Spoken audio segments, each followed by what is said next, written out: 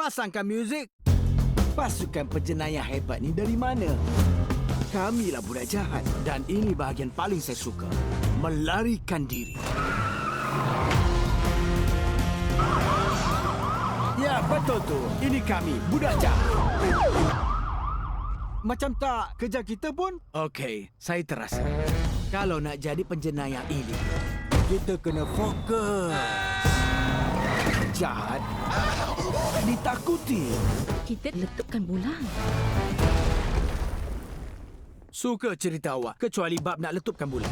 Apa rancangan untuk maraton jenayah? Huru-hara dan juga seronok. Oh, boleh. Tak lama lagi, satu dunia mesti kena budak jahat. Kita dah masuk TV.